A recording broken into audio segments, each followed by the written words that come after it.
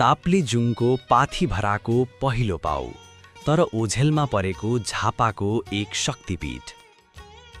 श्री पहिलो पाउ पाथिभरा माता।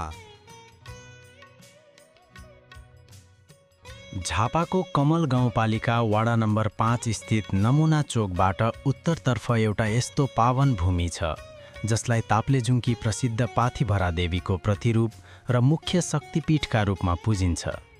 स्थानीय जनविश्वास अनुसार ताप्लेजुङ जानुअघि पाथिभरा माताको पहिलो पाउ वा चरण यही भूमिमा परेको थियो, जसका कारण यस क्षेत्रलाई पहिलो पाउ पाथिभरा माता मन्दिरका रूपमा श्रद्धाका साथ हेरिन्छ। पूर्व पश्चिम राजमार्गको पाडाजुङ्गीबाट करिब 2 किलोमिटर पूर्वमा अवस्थित यो मन्दिर आध्यात्मिक ऊर्जाको केन्द्र भए तापनि उचित प्रचार प्रसारको अभावमा अझै धेरैको नजरबाट ओझेलमा परेको देखिन्छ।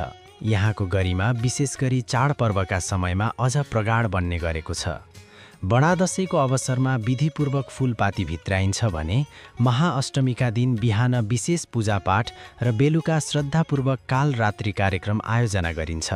यहाँ भाकल गर्दा मनले चिताएको कामना पूरा हुने र प्रत्यक्ष शक्तिशाली देवीको अनुभूति मिल्ने जनविश्वास रहेकोले दैनिक भक्तजनहरू आउने गर्दछन्।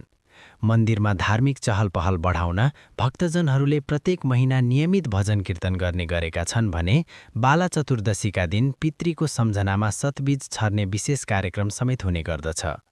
धार्मिक र पर्यटकीय प्रचुर सम्भावना बोकेको यो धाम स्थानीय आस्थाको धरोहरका रूपमा चम्किरहेको छ।